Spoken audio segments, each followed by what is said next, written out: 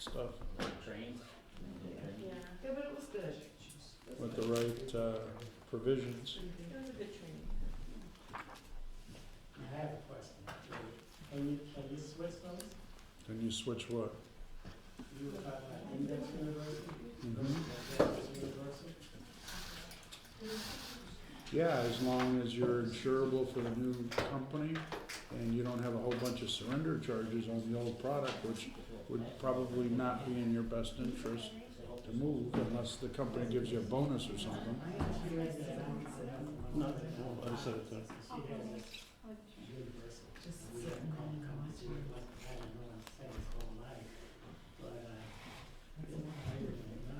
And there are different types of universal life too. There's variable, okay, so. The training next, what's that, January, The one in Florida. in Florida. I think I'm gonna go there. I mean, I was trying to look and, Is that what you were talking look about? both of them up in a sense, I'm trying to gauge if that one would be better than the one in The one in Vegas. Vegas. They both have a commissioner's track. Right. The one in Florida, the one in St. Pete, is exclusively for commissioners. I think, I talked to him. yeah, so he might have gone to the Yeah, actual it was the other conference one, though. yeah. Dave came with us last year to the Nelron conference, so he can tell you a little bit more about the commissioner side of that. But I've heard really good things about the FIDA conference. All of the conferences are pretty good conferences. So it just kind of depends on whether you want a conference that's really designed entirely for commissioners or one that just has a specific set of courses for commissioners.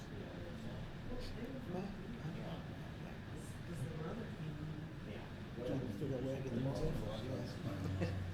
Sure. That's what your decision making point is, whether it's that or Vegas or Florida. Is that part of your next? Oh, see, I'm in Vegas all the time. Oh, all right. I'll be in Vegas in 3 weeks. Then I'll be back in Vegas in May, so. I'll see. But I like it, I mean, I love Vegas. It's just,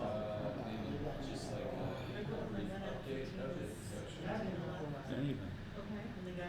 so I just need to let you know. Yeah, we're doing, and it doesn't really matter. I know we're sending a group to the Nelson conference with 6 people. So we'll probably, if you let me know at the end of time, we'll just book yours with everybody else. If not, we can book it separately. We've got plenty of time. So it'll be fine anyway. But you also, you're sending people. Yeah. And we always send, the last 2 years, we've sent a good group. Usually it's the senior staff. Yeah. We send them all out there and they get to go and kind of get up and what's going on.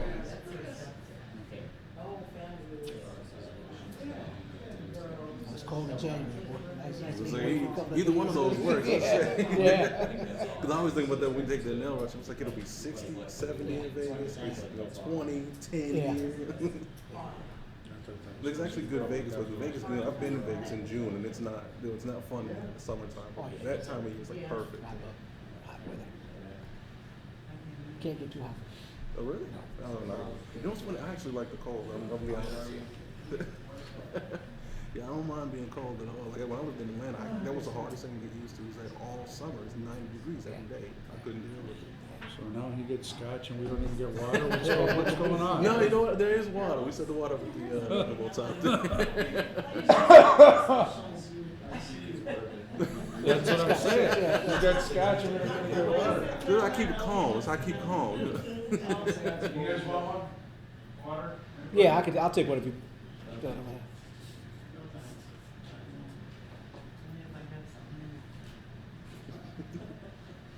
Thank you, sir. Appreciate it. No? Champ? Okay.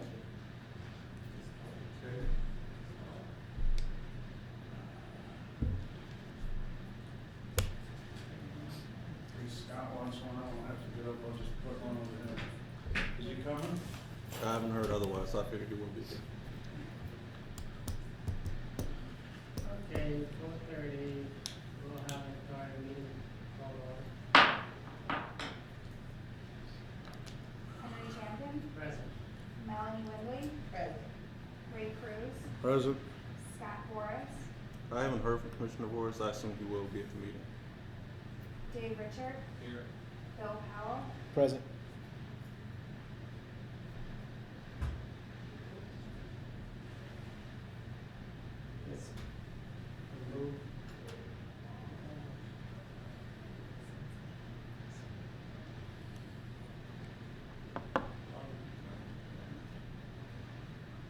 Approval of minutes of the last meeting.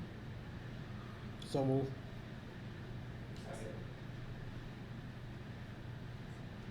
Okay, David, second.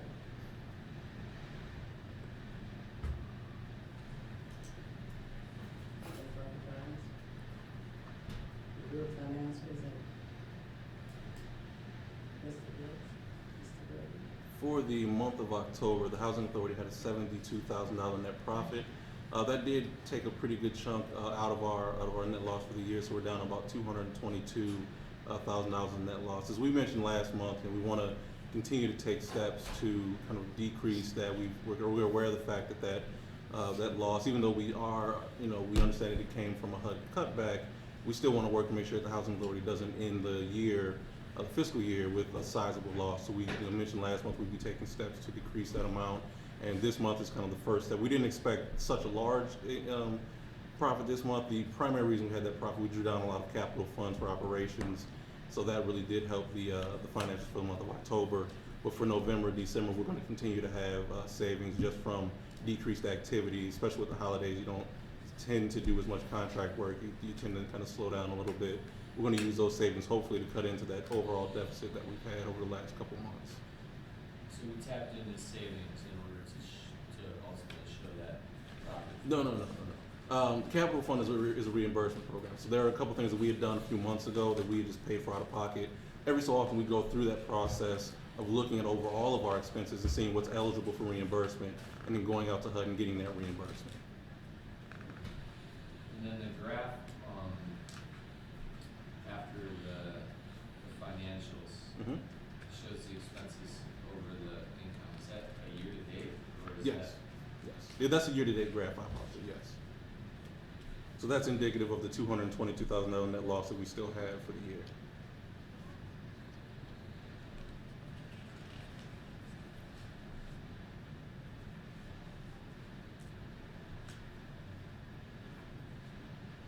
Are there any other questions? What about AMP2? Looked like that was,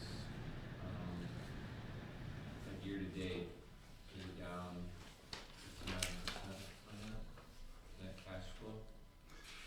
Now, there are a couple things in there. One, obviously, we're not being fully funded. We haven't ever been fully funded for the operating subsidy. But two, AMP2 is the AMP where we've been doing a lot of that work as a result of the REACT scoring. So we've been doing a lot of those maintenance upgrades. A lot of the REACT work has been happening in that AMP. So a lot of those expenses are caught there. No, they're just all leaving. I think it's I just said everybody just walking out the Oh, door. okay. Make them go out the front door from now on. I'm sorry, Commissioner Richard, did that answer your question? Yeah, I guess. Yeah, no, I didn't actually. Are there any other questions? Any questions on the list of bills? Only question, it's a minor question, when it says tenant charge on the invoice, does that mean the tenant will pay that? Yes. So, for example, if we got a fine because a tenant didn't, remove their garbage can in the right amount of time, we actually get the fine from the city and then we pass that along to the resident. Actually, Keith, there was one more thing in AMP1 under total operating expenses. Okay. Shows actual, so year-to-date shows actual 1,064,000, budget 1,065,000, but then it shows a $203,000 difference. I do see that. I will look into that. It should just be a matter of the calculation, but I will check and get an answer to you on that one because I'm not exactly sure what the problem there is.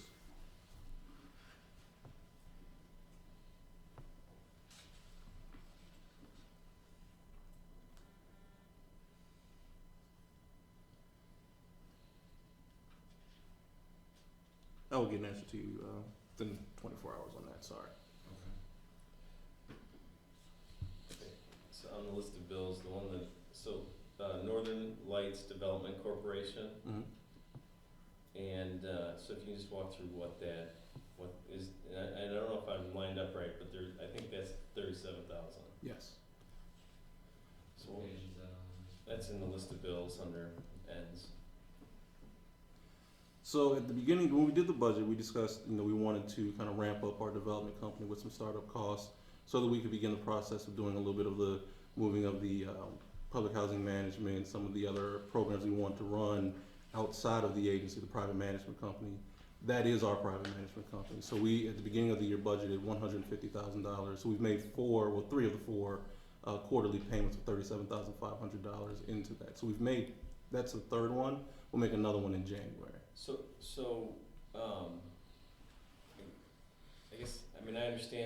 I think I understand at least the kind of the premise and how we use it. So are there any expenses associated with that, or at this point is this like a funding of that organization?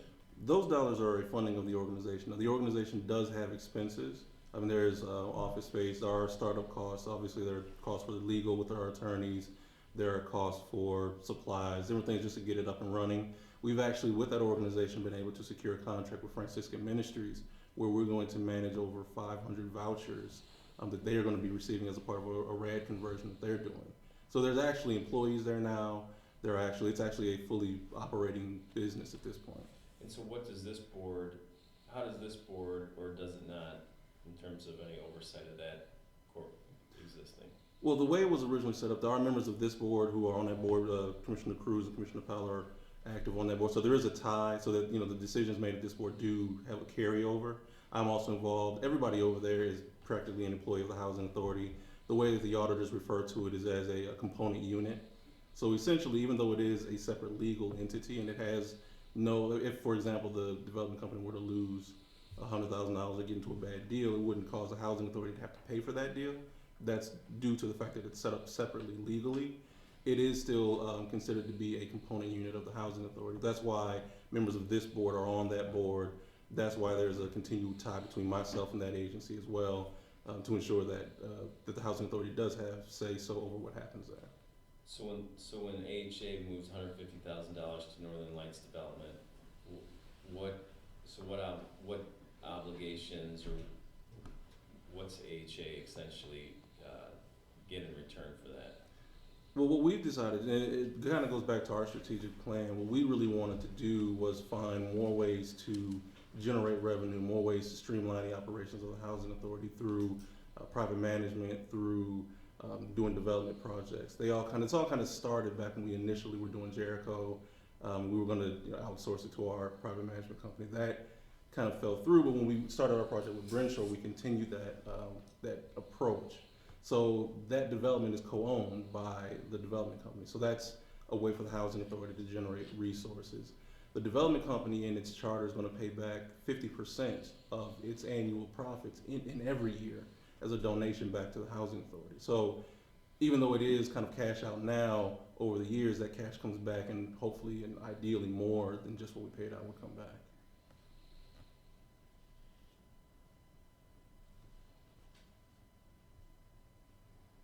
Where is that located, and who runs that?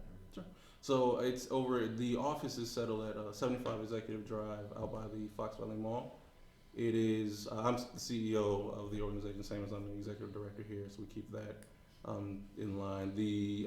There are 5 employees at this point in time.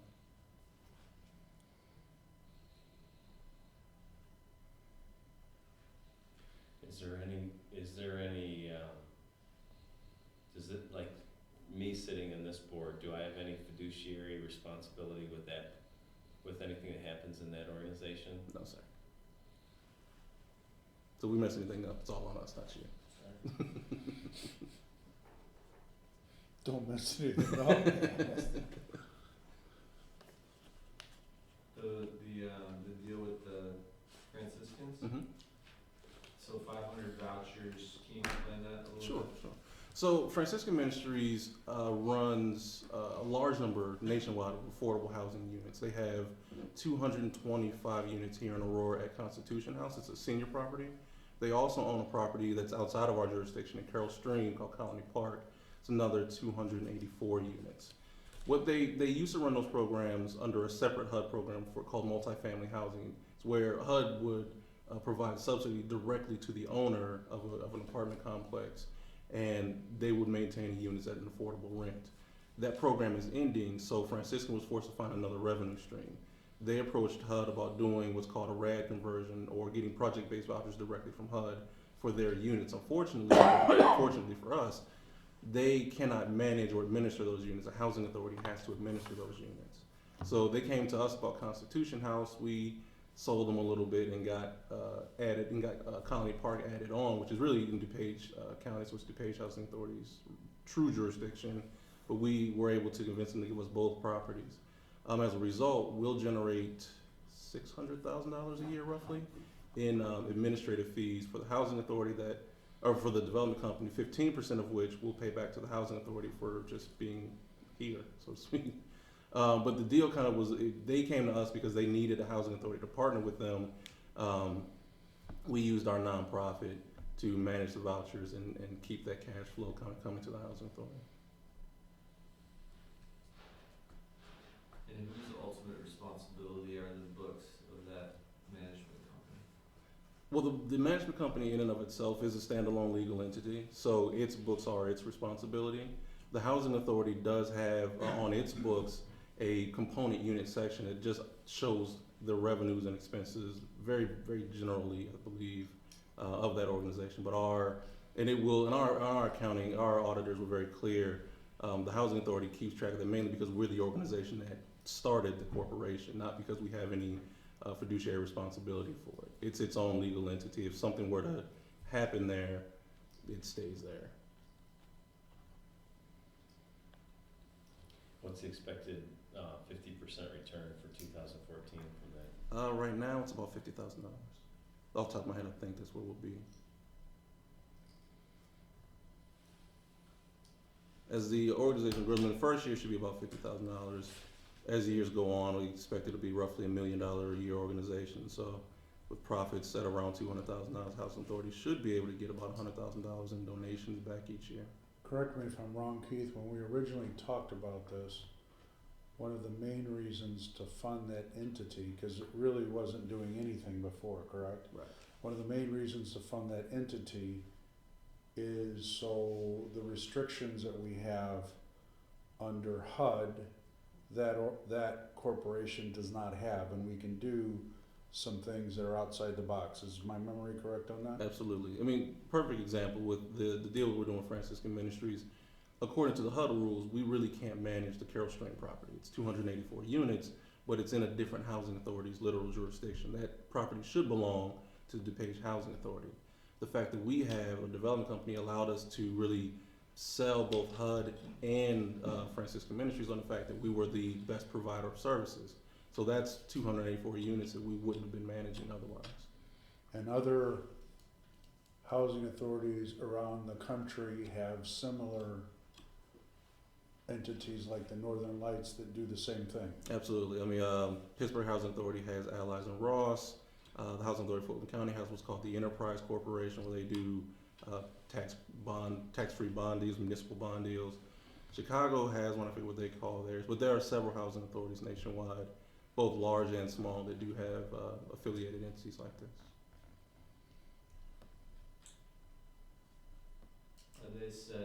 Are they generally set up with the executive director of one organization, the CEO of the other? Mm-hmm. It depends. Now, I mean, large organizations tend to separate that for varying reasons. I mean, Chicago, for example, I think theirs is run by their development director. In Cook County, their executive director sat on the board, was the chairman of the board of their organization, but wasn't at this time. At one point in time, she was the president, but the new executive director, I think, is just the chairman of the board. Other housing authorities, there's a direct correlation. The executive director of one is the CEO of the other.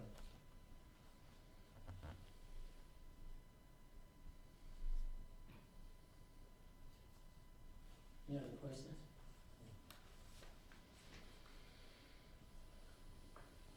And what I can do, just because I know this is kind of, I feel like there might be some other questions that come up. I'll put together just a summary of everything that's kind of going on in that organization, how it relates, kind of so that everybody can get a kind of a well-defined picture of what's going on there. Yeah, I'm glad it came up, because it's one of the things that I have been wondering about, like what's going on with that. And, I think,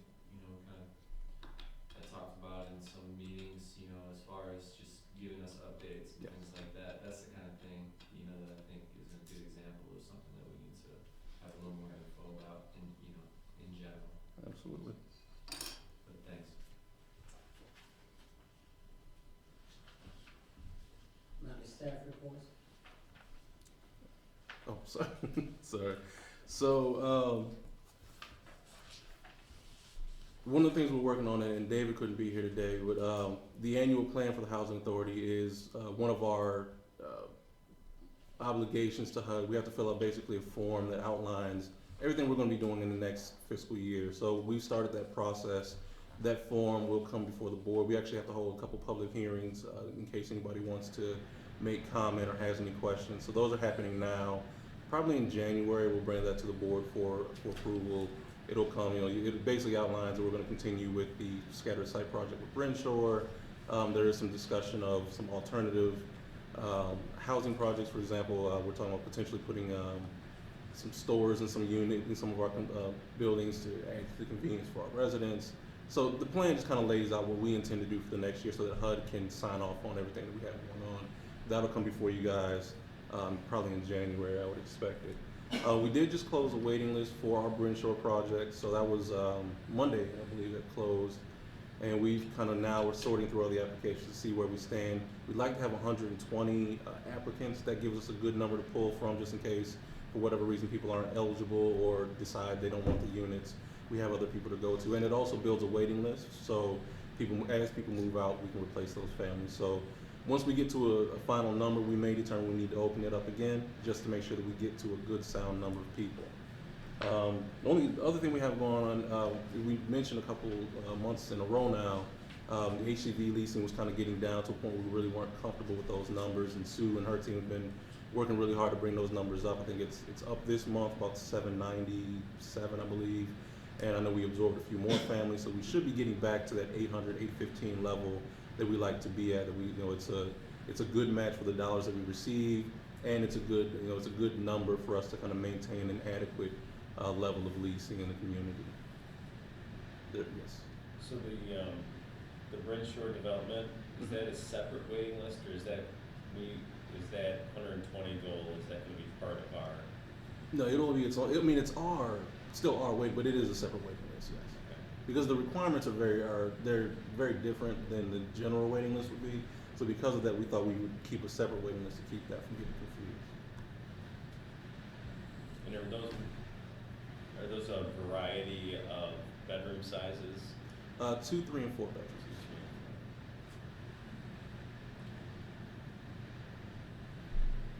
First paragraph, the last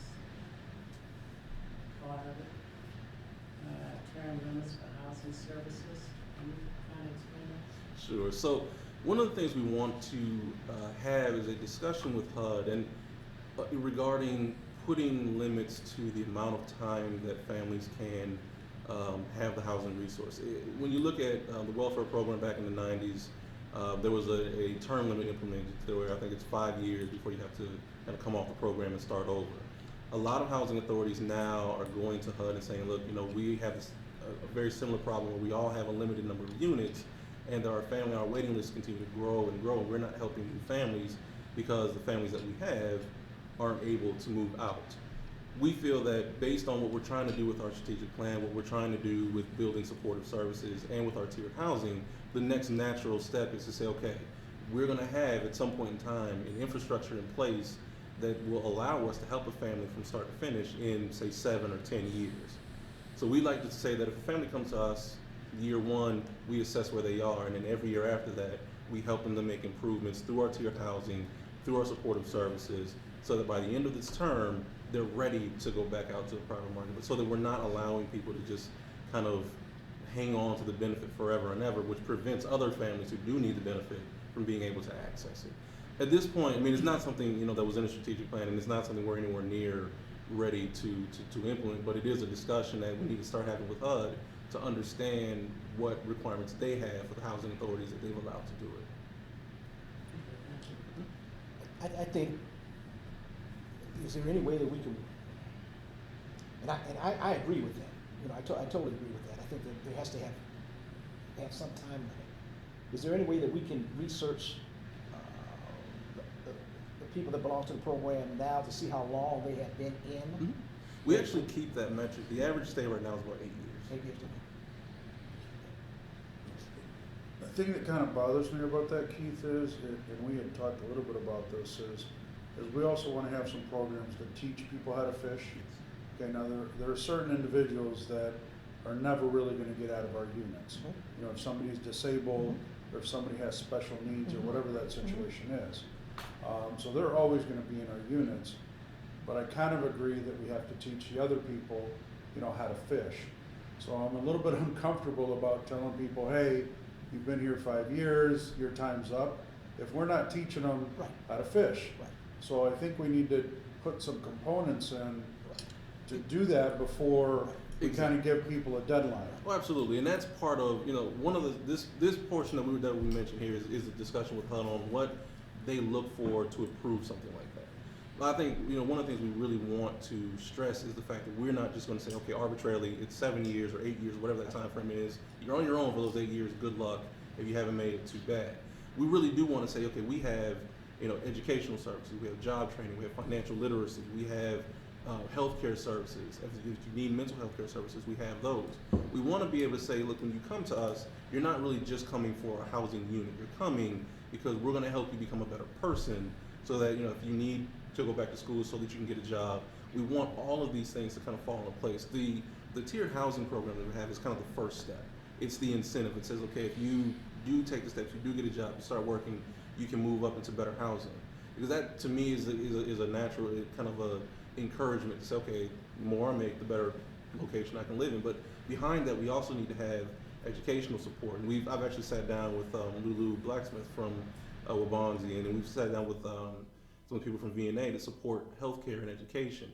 We want to sit down and we want to have an entire support system, so that, you know, if we say at the end of 8 years or 10 years, whatever time frame we were to decide that, you know, unfortunately your time is up, we don't want it to be because we didn't do everything that we could to help people. So no, absolutely, I agree that we need to have a really functioning support infrastructure before we put this into place. And I think people need to know that when they come into the housing authority, is that, yes, we are a housing agency, but we're also here to turn around and help you and assist you in any way that we can, so that you can, you know, eventually, you know, move out to your own and in a stable environment. So It's something I just think we need to be delicate, number one. Oh, sure. And number two, Sure. we need to put in whatever programs, Infrastructure, agencies, infrastructure right. to get Absolutely. people I into agree. it, I agree. and get them to participate in it. I agree. And there, you know, just two things I just want to add. One, this is something else that, you know, without, you know, because kind of goes back to what you mentioned earlier. Without the development company, we can't begin to build that infrastructure, because there are a lot of pieces we may have to develop ourselves. And just the restrictions on our dollars, the housing authority will never be able to create certain programs. We can't spend money that way. The development company can or can contract out in that manner. The other thing, and there, the one housing authority that I'm aware of that does this is the King County Housing Authority out in Seattle. They actually have implemented a time, I think it's 7 years for them. They exempt, and we would too, I mean, it's only the right thing to do, they exempt seniors and elderly families, seniors, elderly, and disabled families from the time limit. Obviously, I think that is certainly the right thing to do in this situation too. Any other questions? Thank you. Anything else? No? Maria? All right, at the top of the form there, you see our waiting list numbers for public housing, combining what we currently have on the waiting list and what's in our ready to house pool. We have just over 800 applicants. We have the notices that were served in the month. There's a total of 115 14-day notices that were served. We did not have any referrals to the attorney.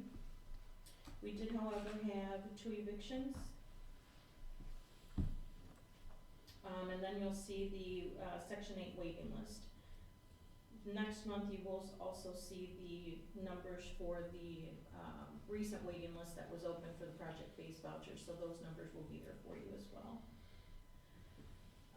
Some of the other stuff that we've been working on, as Mr. Gregory mentioned, we did have that waiting list that was open for a few weeks. Our occupancy department is working on getting those applications in as soon as possible and determining if we either need to reopen or what we need to do with that list. Some of the other items that have been going on at some of our sites. We recently did a trial basis contract with a company to to try and help us enforce our parking lot, rules. And, doesn't get rid of our old, company that we were using, the towing company, just gives us other options and see how that works out. And if it's something that works out, we're gonna try and implement that at a couple of the other sites. There's a couple of different items going on with the Ross program and the property managers. Everything from the food truck coming by, the Thanksgiving dinners are going on, and some of the usual, the, Maine Baptist and Riverwoods having a couple of different events at the sites, and, couple things with Maine Baptist as well, at the different locations. And other than that, unless you have any questions, that is it for me. Any questions from Maria? Sue? Okay, for section 8, for housing choice voucher, month of October, we had 81 recertifications in progress.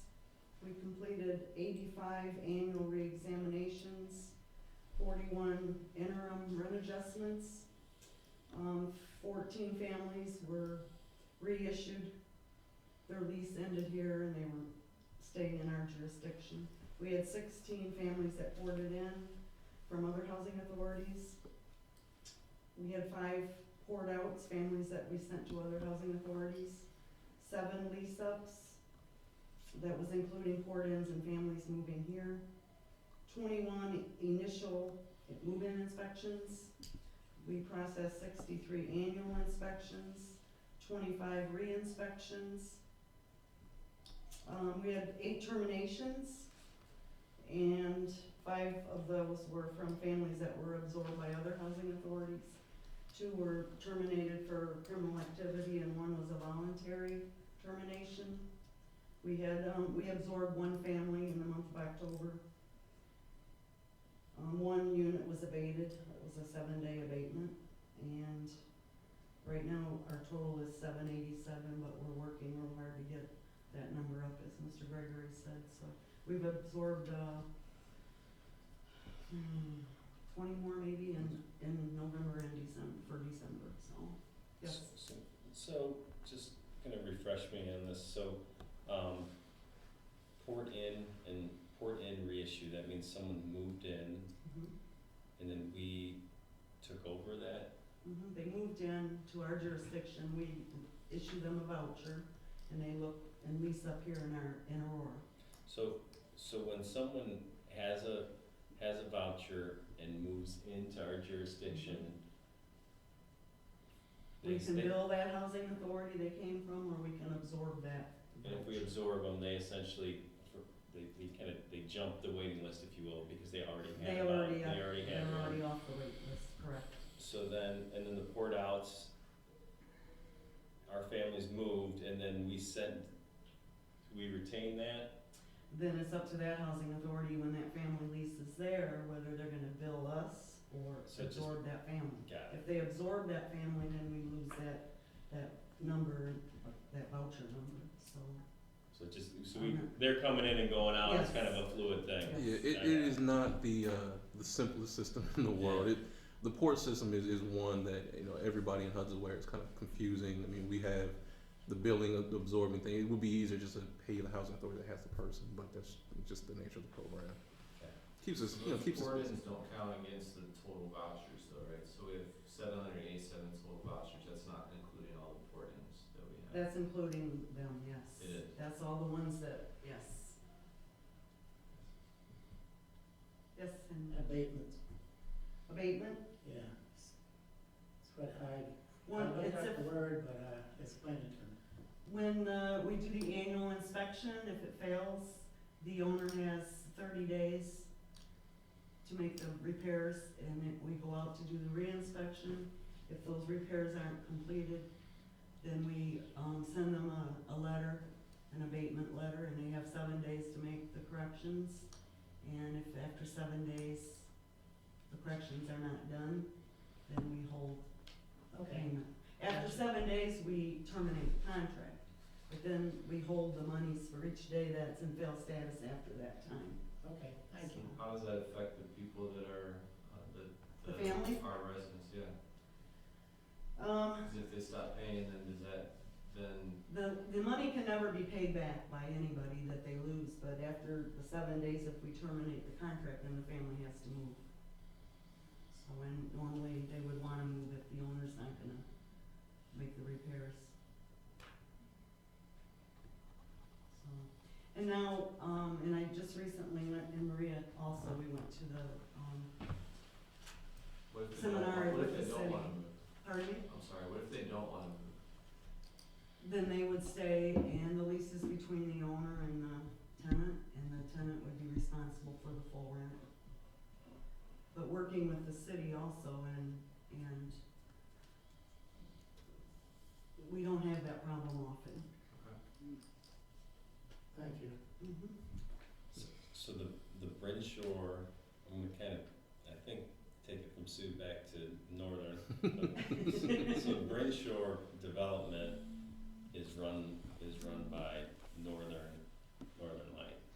Okay, so the way that is structured, Brenshaw and Northern Lights partnered on, so we're in like an LLC basically. It's called Boreas Manager. I have no idea where the name came from, but we're partners in that scattered site project. So we own 18% of that project. AHA. Yes, via Northern Lights. So Northern, so when those 40 homes come online, is AHA gonna, is that the Northern Lights then at that point to? Yes, and as we talk about that during that process, really all of the actual work, all the management, all the responsibility falls back to Brenshaw. Our ownership piece is just part of the negotiation that we did to ensure that we got something we're putting in our vouchers. So we got 18% ownership because the housing authority is putting in vouchers. But the we is AHA or the we is Northern? The we is Northern Lights, yes.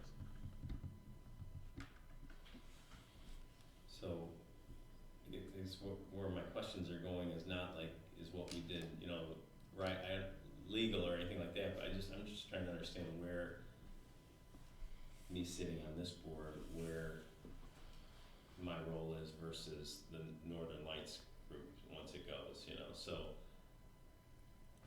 I think what he probably needs to do is put that packet together so that you understand, and anything that in a sense that Northern Light does will be available to this board. Will be in a sense reported out to the board. So it's not like Northern Lights is doing anything blindly, so this board doesn't see or understand. You will have knowledge of what's going on, and you know, certainly comment or anything like that. But Ray and I sit on that board, and in essence, it's our job to oversee and make sure that what that board is doing is on the up and up.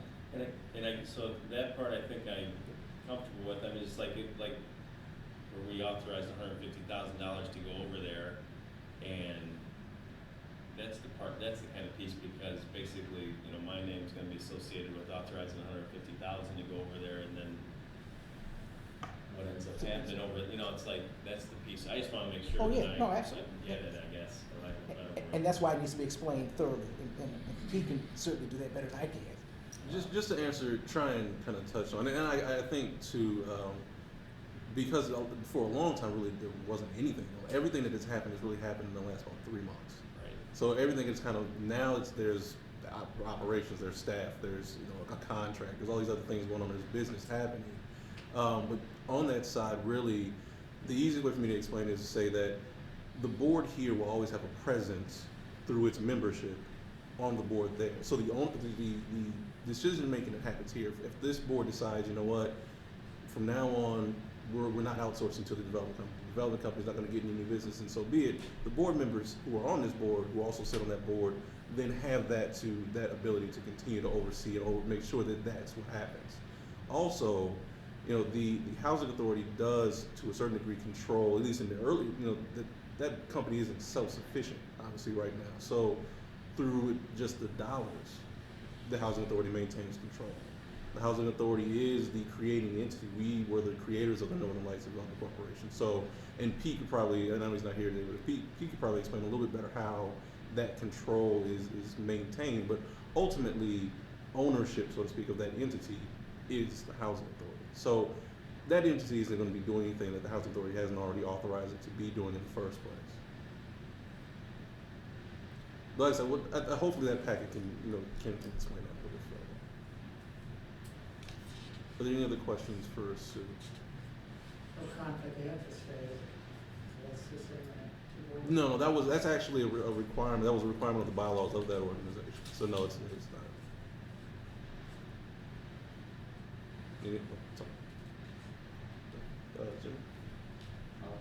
Weather and everything, furnace is a top priority here on the agency, but along with that, we did some actual power washing tuck pointing over to the house, which will help with the air infiltration that a lot of the residents are complaining about. So, and the guys have been actually in there also putting plastic wherever needed, and some of the windows we talked about. We also, every year we do what we call sewer clean out over at South on the way. The piping and the drainage ditches tends to build up, so we've learned from the past that every year just prevents a lot of, unnecessary backups or anything, which is good. So that's usually an annual thing. It's usually only at the south end that we do it. The rest of the sites, the ditches roll out and we really don't have any sewer problem. And with the holidays coming, guys have been pushing really, really hard with vacancies, try to get as many vacancies done. Part of our upgrade, tier 1, I was just over there today. It's one of the nicer houses in the neighborhood. We resided with the doors and stuff. Health did an outstanding job with the contractors, just coordinating everything. Flooring's beautiful, and countertops are just 6-panel doors, just comparable to the one over at Brighton, if not even an upgrade more. We're still continuing with city inspections. Every time this year, we've learned in the past that we usually get the calls around Monday or Tuesday before Thanksgiving. Their ovens aren't working, so what we've kind of implemented is doing, courtesy oven check. As the guys do work orders and stuff, they also check the ovens and I'll put the temperature gauge and stuff like that to work in. Also, in Northern Illinois food truck, they was kind of short-handed this month, so some of the maintenance guys chipped in and we actually loaded trucks and handed out food to the residents. We did actually get our new inventory specialist. He actually started today, so he's got a lot of qualifications and stuff like that. And one good thing is that there wasn't much of after Lewis left, which was a big hole because Lewis did quite a bit. Part of our maintenance staff were able to step in and keep the flow of the work so that nothing will slow down. All the supplies, all the material that was needed, so the flow of the work pretty much stood the same. So it's, and just on behalf of technical services, I think we wish you guys everything's good. Thank you. Are there any questions for Jim? How about those discrepancies, they all have to take that? Discrepancies? Well, that we had, I'm getting on those good. Yeah, those are done, I think, last month, actually. Oh, okay. Yeah. And we've I like that word discrepancies. we've actually had now we have we have the REACT inspector is now starting one on. He's done all of Indian Trail and he's moving on to the next site. So we're actually now in that second phase of that plan where we have somebody going into every unit and making sure that they're updated. If there are any repairs, he's processing tons of work orders. If anything comes up, Jimmy's staff gets it or contractors get it. So we've kind of moved into that second phase. So we're hoping that through this process now we'll have much improved our scores by the next time around. Okay. Any other questions? Any business? We have one resolution which is almost self-serving to talk about, but board does need to vote on the amendments and the extension of my contract. So I don't think I should go into any detail, but if there are any questions, I'm available. We need some time to think about it. Couldn't resist. Look, I have one question, Keith, on the contract. I notice in here on section, just a clarification, on section, give me a second here. Has to do with automobile, section 7 of other benefits. Yes. We're providing you a monthly car allowance. Yes. Doesn't the Aurora Housing Authority already provide you a vehicle? No, that was one of the things that I didn't. We do have a fleet of vehicles, but I don't have a vehicle assigned to me at all. Okay. That's actually something. That's why the residents know when I show up places. I had a red car, and everybody knew when I pulled up at the building. So now I use my own car mostly for a lot of company business. Okay. I because we bought that fleet of vehicles, that was my question. Then I actually, we discussed at some point in time doing a vehicle for them, but I thought it might be just kind of a little bit too much, so we decided to keep the vehicle fleet for the staff. And that's not to say that I won't use a fleet vehicle, because I do at times, but for the majority of the business that I do, I just take my car. Okay. I make a motion, we approve the executive director contract agreement. Roll call. Oh, need a second. I think. Second, roll call. Henry Champion, Yay. Melanie Wimbley, Yes. Ray Cruz, Yes. Scott Boris, Yes. Dave Richard, Yes. Bill Powell, Yes. Yes, have it, you've been extended. I gotta get back to work. Oh, I beat you to it. Any other business come before this board? There is none. Oh, you got, okay, Yes. okay, my bad, I'm sorry. Do you guys have one? Yeah, it's got one around. I didn't know you guys have one.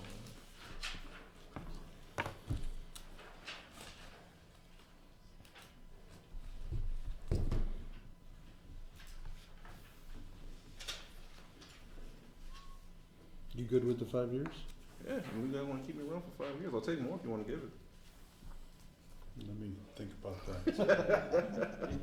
Before we wrap, Yes, sir. is the city are we ever gonna fill this, 2 chairs the city told you? I think it's our ghost commissioner. We just, they just like the idea that they can tell us. No, you know what? I have mentioned it a couple times. I haven't gotten. I do have a standing meeting with the mayor now, so the next meeting's in January. Mhm. I'll make sure I ask him when I see him. It's supposed to be 7 for our number, right? Yes, yes. Well, there's a handful of us that are odd enough already. We don't wanna take that day. Like a year. When was the last time it had been 7? Oh, A while? Oh, yeah, it's been a while. It's been it's going on a year now. City Hall moves slowly. Oh, Yeah, we've been on 6 for quite some time. So Yeah. Happy Thanksgiving, everybody. Yes. yeah, Thanksgiving. Thanksgiving. I'm thinking about having brisket this year. Brisket. I was down in Texas and had some brisket, Oh, yeah. and you could buy it at the airport. So I bought like a 50-pound thing of brisket and brought it back and cooked it. They What's put that it in cost like you? a freezer How bag much that for cost you you. to put on a plane? Another $100? No, you just you buy like $50. They put it like in a bag for you. You just put it up top. Oh my God. It was really good. It was really good. So I'm thinking about ordering brisket. I've heard it all now. Yeah, I'm telling you, the stuff was good. Grocery The stuff was shopping in there. amazing.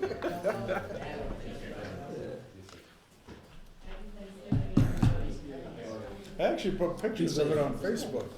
People were like, yeah, I've been to that place. It's good stuff.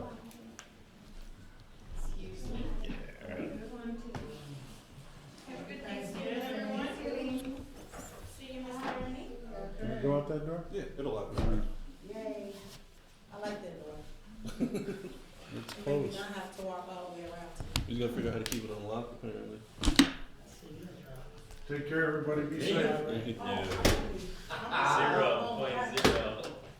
Who told you that? Cause, If Jamal's there was supposed to an be driving us. if there was an if-then Jamal's situation, driving the I was kids on a told small that bus. if Yeah. A happens, then B, Oh, and I A, I think probably happens. will, because he's driving. All right, I'll call you, You know, we said said that that meeting- bus, yeah. that good bus. Alright. we got a meeting December, probably need it. I'll call you, I'll make it on mine. I'm probably gonna go to one in Florida. Either one, just like I said, just give me a call. The one in Florida, I need to get you booked for sooner. Yeah, that's what I'm I saying. need to get you booked in the next, say, 2 or 3 weeks. it's just Yeah. we can make sure you can go. All right. I'll probably go. I should say, happy Thanksgiving. What's this for?